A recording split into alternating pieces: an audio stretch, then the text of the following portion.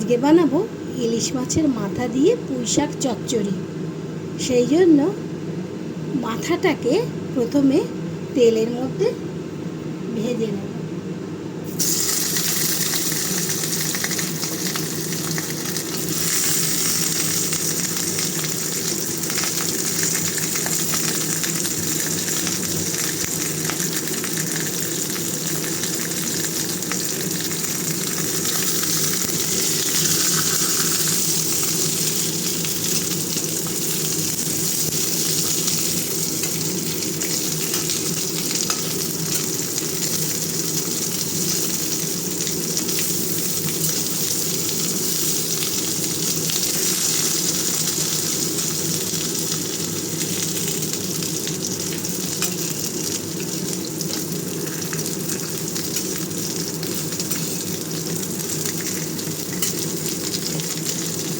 ইলিশ মাছের মাথাটা বেশ লাল লাল করে ভাজা হয়ে গেছে।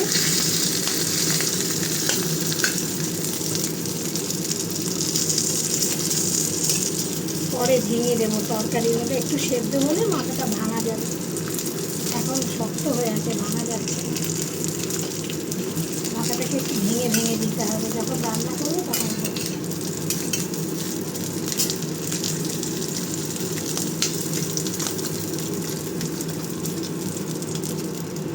তুলে নিলাম মাথাটা। কড়াইতে 2 চামচ মতো তেল দিলাম। তেলটা গরম হলে তেলে তেজপাতা, শুকনো লঙ্কা আর 5 ফোড়ন দিয়ে দিলাম। এটাকে একটু ভেজে নিয়ে তার মধ্যে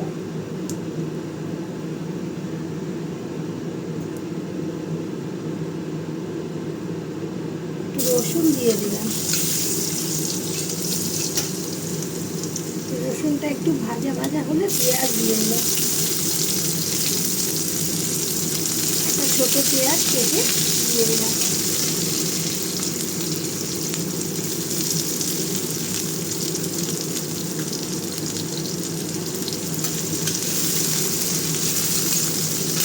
পেঁয়াজটা বেশি ভাজবো না, একটু হালকা নেড়ে নিয়ে এর মধ্যে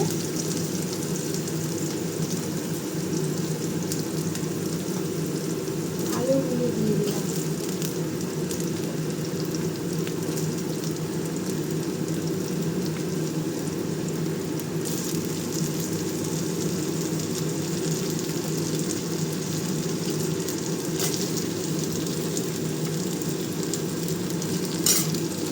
আলুগুলো দিয়ে আলুতে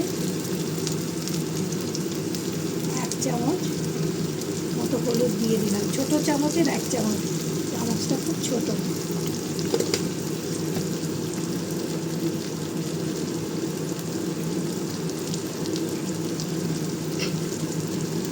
চামচ নুন দিয়ে দিলাম। এবার আলুটাকে নাড়াবো।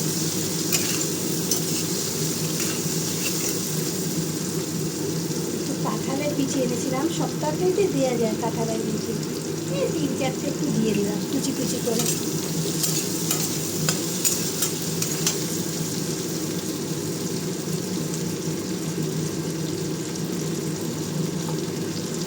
কুমড়ো দিয়ে দিলাম।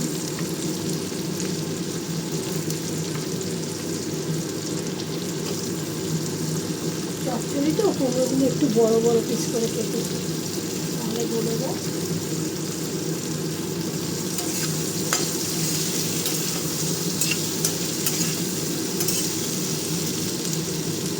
এবার পুঁই ডাঁটাগুলো দিয়ে দিচ্ছি।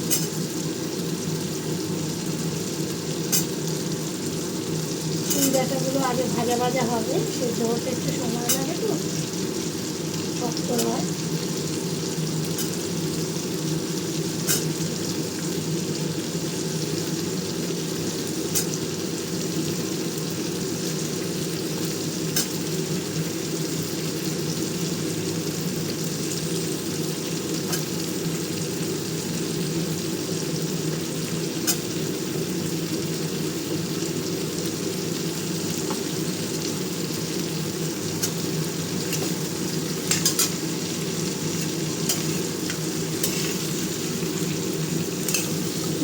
শাকগুলো দিয়ে দিচ্ছি।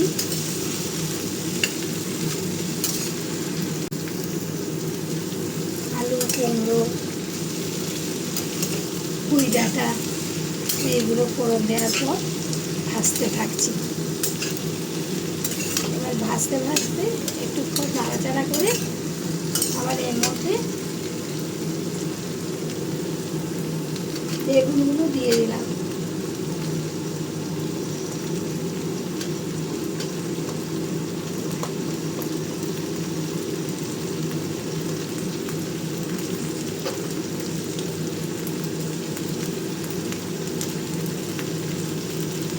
চামচ দিয়েছিলাম তো আরও হাফ চামচ দিলাম, আমার তরকারিটা অনেকটা হয়ে গেল।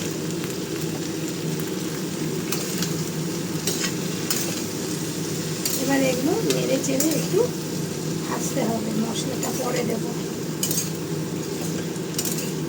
আমার শরীর ভালো থাকে না বলে আমি রেগুলার ভিডিও দিতে পারছি না। এবার থেকে চেষ্টা করব মাঝে মাঝেই ভিডিও দিতে, তোমরা একটু ক্ষমা করে দিও আমার। কাটা ঝিঙেগুলো দিয়ে দিলাম।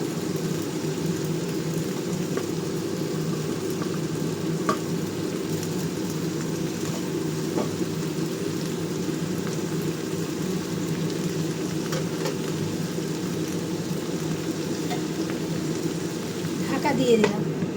এগুলো ঢাকা দিয়ে আস্তে আস্তে সিম করে করে ভাজতে হবে সবকটা তরকারি। 5 মিনিট পরে ঢাকনাটা খুলে দেখছি সবজিগুলো বেশ ভাজা ভাজা হয়ে গেছে। আলু, বেগুন, ঝিঙে, কুমড়ো বেশ ভাজা ভাজা হয়ে গেছে। এর মধ্যে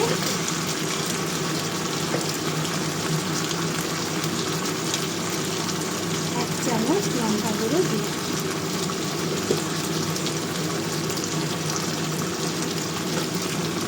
আর জিরে গুঁড়ো যদি আপনারা দিতে চান দিতে পারেন, আমি দিচ্ছি না। এবার লঙ্কা গুঁড়োটা ভালো করে, আমরা পুঁই শাকে শুধু হলুদ গুঁড়ো লঙ্কা গুঁড়ো খাই, আমরা জিরে গুঁড়ো খাই না।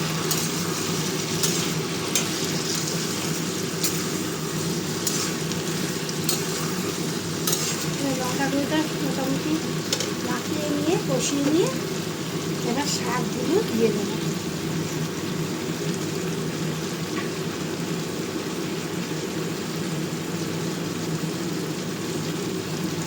শাকগুলো দিয়ে দিচ্ছি।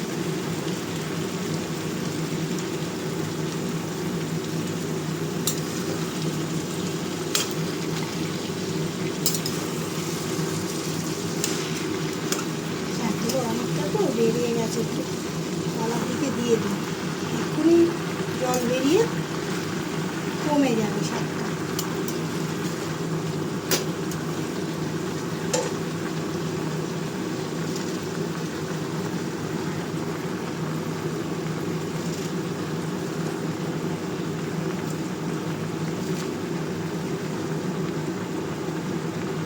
শাকগুলো একটু কমে এলে, অনেকটা শাক তো ভর্তি হয়ে গেছে কড়াই, তারপরে মাথাটা দেবো, এক্ষুনি দিচ্ছি না।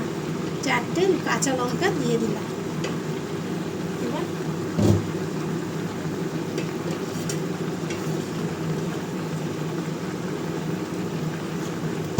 এবার ঢাকা দিয়ে দিচ্ছি। এবার নাড়িয়ে চেড়ে একটু শাকটা কমিয়ে দেবো, মাথাগুলো দেবো।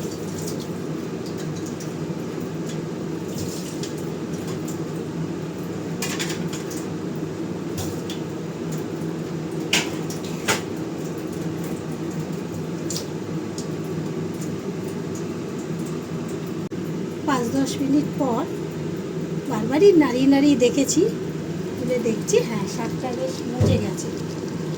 এবার এর মধ্যে মাথাগুলো টুকরো করে দিয়ে দিচ্ছি।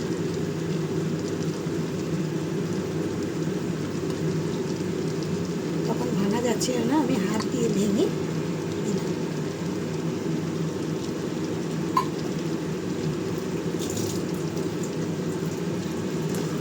এবার একটু নাড়িয়ে চাড়িয়ে ভেতর দিকে দিয়ে দিই মাথাগুলোকে।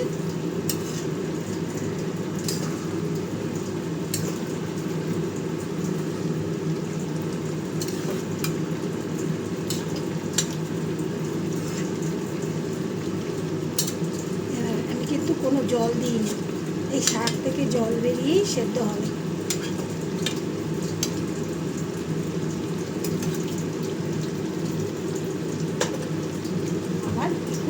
দিয়ে দিলাম, মাথাটা সেদ্ধ হবে। 10 মিনিট হয়ে গেছে, ঢাকনাটা খুলে দেখছি। হ্যাঁ, তরকারিটা বেশ সেদ্ধ হয়ে গেছে। ছ্যাঁচড়া বা পুঁই শাক চচ্চড়ি যাই বলুন না কেন,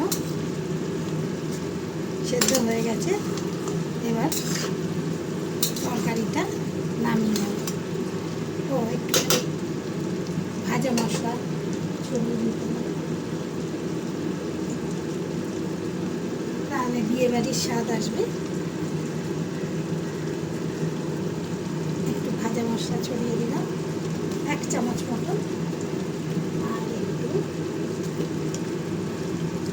গরম মশলা ছোট্ট অল্প একটুখানি ছোট্ট চামচ করে দিয়ে দিলাম। আমি একসাথে করিনি, অনেকে একসাথে করে ভাজা মশলার সাথে, আমি করিনি। এবার এটা দিয়ে একটু নাড়িয়ে চাড়িয়ে নেব। ব্যাস, পুঁই শাকের চচ্চড়ি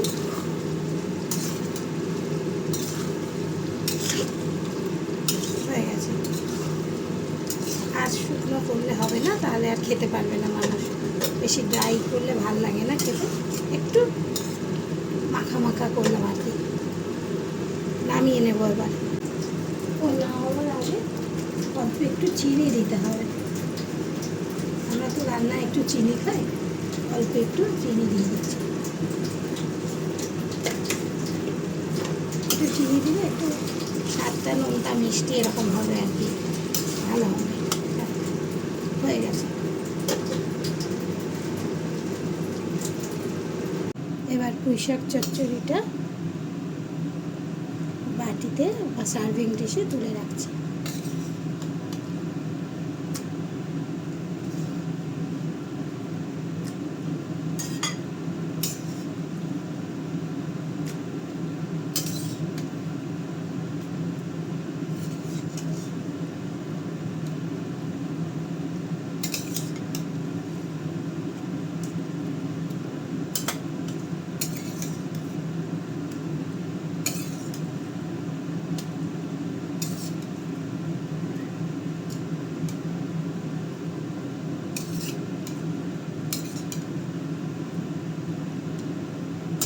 এটা ভর্তি হয়ে গেছে। আর একটা বাটির মধ্যে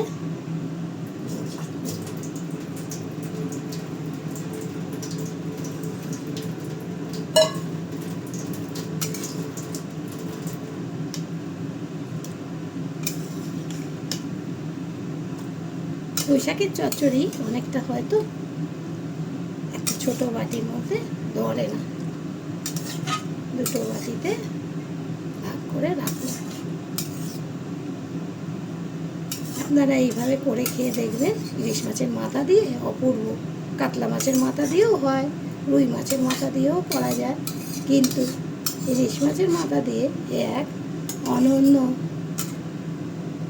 স্বর্গীয় স্বাদ। খেয়ে দেখবেন, খুব ভালো লাগবে। এটা একটি বিখ্যাত রান্না বাঙালি।